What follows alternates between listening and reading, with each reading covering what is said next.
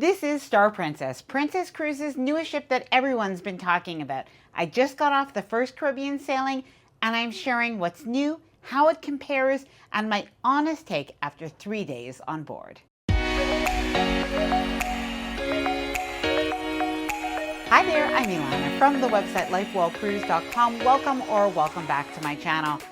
Now, many people are wondering about the new Star Princess. What is it really like? After all, it is one of the newest cruise ships, not only to be sailing the Caribbean, but also to be sailing in Alaska next spring and summer. So what is this cruise ship really like? In this video, I'm going to be sharing my thoughts and experiences when it comes to the food and dining, the drinks, the entertainment, the cabins, the ship design and public spaces, the service, and who I think this cruise ship is for. Now, I also did ask members of the LifeWell Cruise community for your questions, so I am going to be answering those, including how does it compare to Sun Princess and the other Princess cruise ships. And if you are planning on sailing on this cruise ship, I do have a couple of tips or even mistakes to avoid when it comes to cabin locations. Now, before I get started, I did want to mention that if you like this video, if you find it helpful, informative, or enjoyable in any way,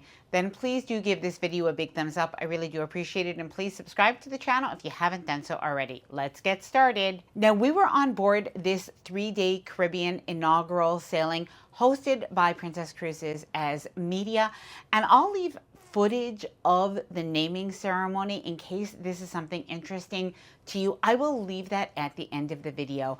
However, as always, all opinions are my own. Ship design and public spaces. Now, Star Princess is the second in Princess Cruises' newer Sphere class, and Sun Princess is the first. Now, we had been on Sun Princess before, so I was expecting that Star Princess would be very, very similar, and it definitely is.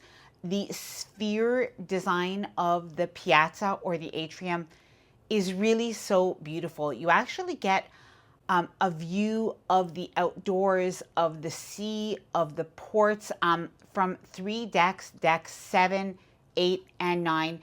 And it really is particularly beautiful. However, something that I noticed right away when I came on board Star Princess is how the ship feels warm. There is something, perhaps it's the plants, perhaps it's the color scheme that's just a little bit of a warmer tone. But personally, I felt really just right at home as soon as I entered. Now, just to let you know, we were on board Sun Princess when it first launched in Europe, and then again about 6 months later after Princess Cruises did make some changes. But you could really see how they took those learnings from Sun Princess and they did apply them to their brand new ship. Now, speaking of the piazza, I really like the way this is very much the hub of the ship, and this is very similar to the concept that you have on other Princess cruise ships. Of course, it is a little bit redesigned. You're going to find the International Cafe on deck 9, but this is fabulous. And something, just a little tip not to miss out on, is there is some charcuterie available in the evening.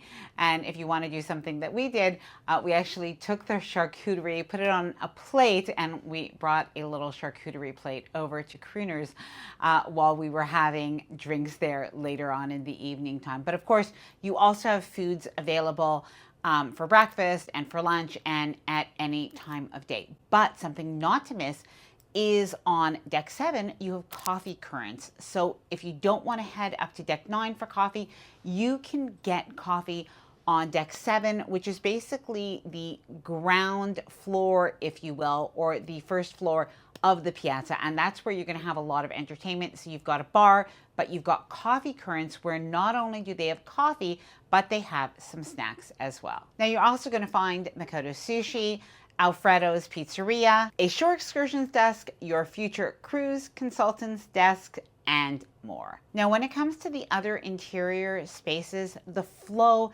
is really good when it comes to the different entertainment venues that are off of the piazza. Now, this includes O'Malley's, which, by the way, has been made larger on Star Princess in comparison to Sun Princess, and Princess Live, where you'll find trivia, comedy, and participation game shows. Now, as we head up to the upper decks, you're going to find 2 large main pools. They're very beautiful. Oftentimes, there is music playing there, or a movie under the stars or under the sun. Now, in addition to the 2 pools, you're also going to find a lot of seating as well as hot tubs, both on the pool deck and the deck right above. Now, at the main pool, something else that you're going to find is several outdoor food options. And I think this is something that a lot of people might not even realize until a few days into the cruise. So you definitely want to know about this. Now, you still have a buffet inside of the cruise ship, but right near the pool, if you want to go and grab a burger, that is available. There are tacos and burritos and quesadillas. There is pizza, which is excellent, by the way. And there's an entire salad bar as well as soft ice cream. And all of this is included. Now, I'll talk more about the food and dining and what we ate and what I would recommend. But first, I want to talk more about the pools for just a minute. There are another couple of pools. Now, one of them is the Sanctuary Club pool. So I am going to touch on that later on in the video. Many of you have asked me about the Sanctuary. So I didn't stay in the Sanctuary, but I did visit it and I did eat at the Sanctuary restaurant. So I'm going to share that after. But let's talk about the aft or the wake view pool. Now, this is at the very back of the ship, and this could be a pool that could be overlooked. But when you're outside of the cruise ship in port, I could tell you that people will notice it. Now, this wake view pool is an infinity pool. It's at the very back of the ship, so it is a little bit challenging to find. What you'll have to do is take the aft elevators and you can go straight down there. Now, it is pretty cool. It's an infinity pool, and there is a bar there as well. All right, so what did I think of the dining? Well, firstly, we tried specialty dining. We tried the eatery, which is basically the buffet. We tried International Cafe. We tried room service. Let's start off with specialty dining, because I know a lot of you might have Princess Premier. And by the way, I have an entire video all about Princess Plus and Princess Premier that I will leave at the end of this video in case that can be helpful to understand what is included. We were only on 3 days, so when it came to the restaurants that we ate at Crown Grill, we ate at Sabatini's, and we ate at the Catch by Rudy. Now, of course, when it comes to food, it really is very subjective, but I will give you my thoughts. The Crown Grill, very good. Classic steakhouse, excellent service, had filet mignon, thought it was very good. When I went to Sabatini's, I can tell you I was so impressed. I feel like Italian food on a cruise can be hit or miss, but we all agreed that Sabatini's was excellent. I had an amazing burrata appetizer. It was so good. And then I chose something relatively simple for my main dish. I had spaghetti and meatballs because I actually had that on Discovery Princess at Sabatini's, and it was really good. So I had it again. It was excellent. And for dessert, we were surprised with gelato. It was excellent. I especially loved the pistachio. Now, we spent our last evening at the Catch by Rudy. And again, food is subjective, but this was definitely my favorite. The calamari was crispy on the outside, tender on the inside, but not chewy. It was excellent. And when it came to the main dish, the filet mignon and lobsters, so the surf and turf, was what both Frank and I had. And I think we agreed that on any cruise, we have not tasted more tender filet mignon. Now, when it came to the casual food, there is so much casual food in terms of options on the ship. I just don't think that you could go wrong. But we did end up eating at Alfredo's Pizzeria. I absolutely loved the pizza there and even the atmosphere, so we really enjoyed that. But something I noticed is that sometimes people were eating there later in the evening, so I think that that's a good tip as well. Now, we ate breakfast in the buffet a couple of times. It was very good. I especially liked the omelet station, but one of my favorite ways to have breakfast, at least on this 3-day cruise, is to order room service breakfast, which is included on Princess. Now, on Star Princess, you also have a main dining room that's included. It is quite beautiful. It's 2 decks. You have Celestial and Aurora. Really quite lovely. And then you have a 3rd deck where you have the Sanctuary restaurant. So just to let you know, for anybody who is booked in the Sanctuary collection, cabins, then you have access to that dining room. And it is very similar to a main dining room, but the menu is a little bit expanded. And because it's only for a limited number of guests, you don't have to make reservations and you won't expect any wait times. All right, let's talk about the drinks and something that really surprised me. And then we are going to talk about the cabins and something that I think it is pretty important to know, at least when it comes to cabin locations and some of the pros and cons. So when it comes to the drinks on board Star Princess really impressed me, not only for the variety of drinks, but the fact that if you have the Princess Plus or the Princess Premier package, I think many of the drinks are included, but you can also see clearly what is. And even when you order wine in the dining room, it's really nice because your server is going to suggest wines that really do fit into your package. So I found that quite good. Now, the drink quality I thought was really good on Star Princess. And Princess Cruises does have some new drinks that are part of the Love line collection. Now, these are actually collaborations. So, for instance, the godfather, or the godparents, I should say, of Star Princess are Matthew McConaughey and his wife Camilla. And they have a tequila called Pantalones, if I'm not mistaken. And there is a drink called the 24K Margarita. Apparently, this is the most popular drink on Princess Cruises. And this is made with this alcohol. People absolutely love it. You could see a lot of people ordering that drink on the ship. I don't drink tequila, so it wasn't probably my favorite. However, I did absolutely love the Hampton Spritz. Really wonderful. I also loved Strawberry Fields Forever. But one of the fun things, especially if you do have one of the packages, is to try the different drinks. And there are so many different kinds, even at the Good Spirits bar. That's another one of my favorites. You definitely have to check that out and give as many as you like a try. Now, I apologize for the lighting. The sun is starting to go down, so the lighting is changing a little bit, but I do want to share this with you while it is fresh in my mind. Now, we're going to talk about the entertainment next. That is a really important element. And I'm also going to answer a couple of the questions that people had regarding how difficult it could be to get a seat at the theater and some of those other questions. But first, let's talk about the cabins. Now, something I loved about the cabins, and by the way, we were in a deluxe balcony cabin in category DE. Now, something I loved is the color scheme.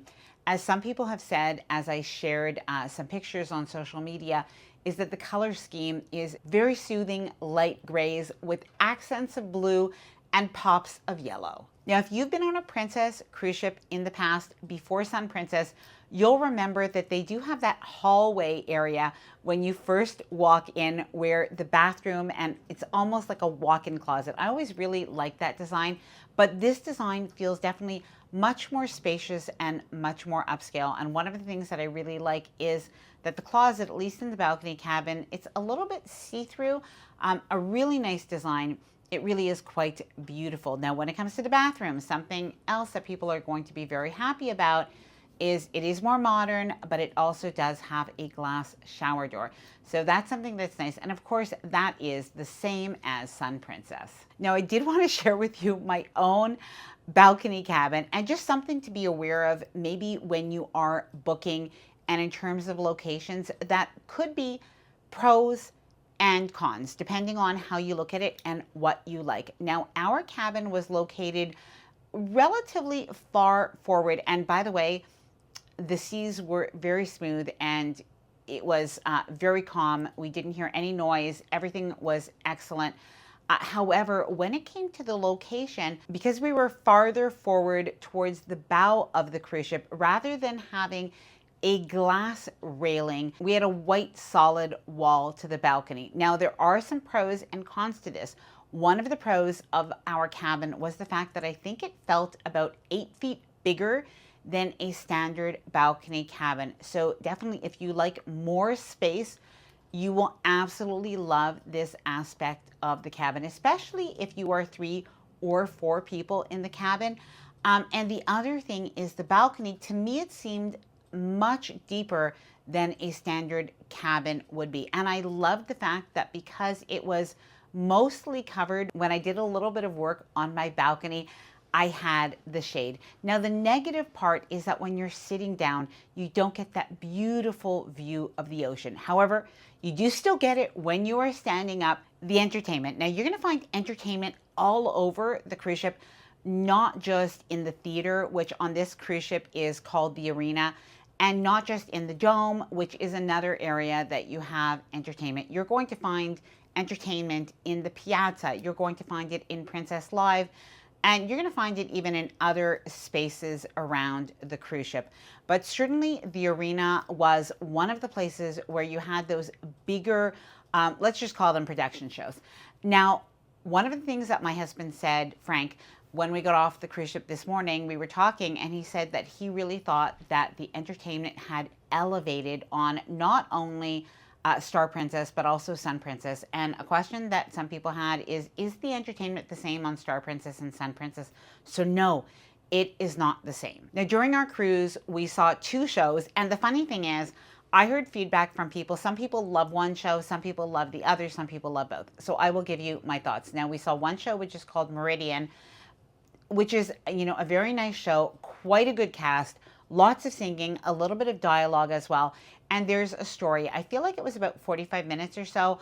I did enjoy it. However, just my own personal take, Illuminate, which has acrobats, and I don't want to give the whole show away, but acrobats and music and a little bit of a higher energy vibe, that was my preference. So I absolutely loved that, and I would definitely recommend it.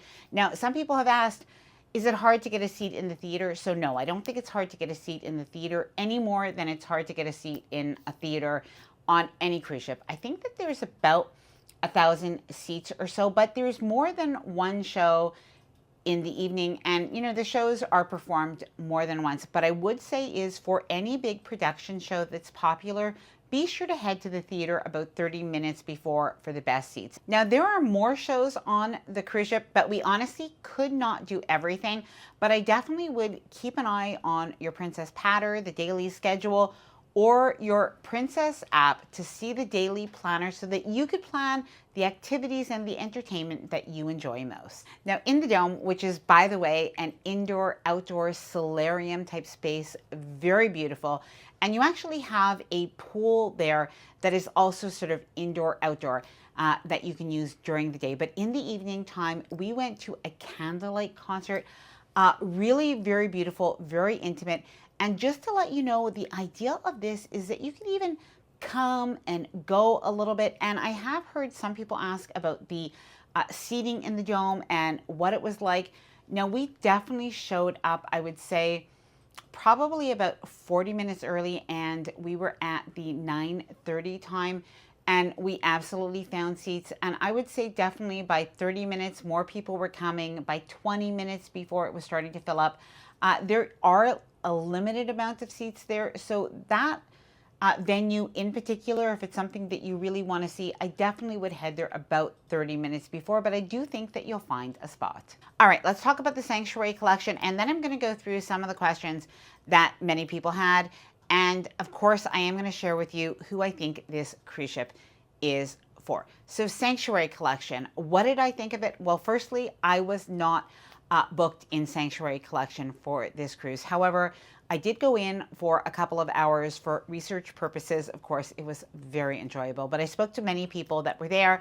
We also tried a couple of things, and spoiler alert, I have actually booked, several months ago, I booked Sanctuary Collection on Star Princess for a family cruise early in 2026, which we're really looking forward to. So I'm happy to say I think the Sanctuary Collection, just a very good idea. Obviously, all of the cruise ship cabins are great. I even took a look at the interior cabins, and you would even be happy with that. But the Sanctuary Collection really is quite beautiful. You have a choice there's a few balcony cabins, some mini suites, and of course, otherwise, other suites. And the nice thing about Sanctuary Collection is you do have usage of the pool, and you have some other perks and benefits as well. If you'd like a video about specifically the Sanctuary Collection on these ships, do let me know down in the comments. Just comment like Sanctuary or something like that, and I can always make a bigger video. But what did I think of it? The space was absolutely beautiful. The decor was so upscale and so nice. And one of the things that I really thought was nice is that you had like a small, I would call it a grazing buffet, like snacks and light bites and some fruits that were available right in the sanctuary club area. You also have your own bar with really nice drinks, which, by the way, Frank and I had frozen Aperol spritzes. Definitely highly recommend. Okay, going through some questions. What do I think about Star Princess being in Alaska? Is this going to be a good Alaska cruise ship? I absolutely think so. I think there is something about the Piazza or the Sphere that I cannot imagine a ship with better views of the outdoors, of the sea, and of the landscape. And if you've been to Alaska, you know that the landscape is just incredible. So I definitely think that that is going to be wonderful. And you also have the dome. So you have this solarium-like space, not only on the interior, but the exterior.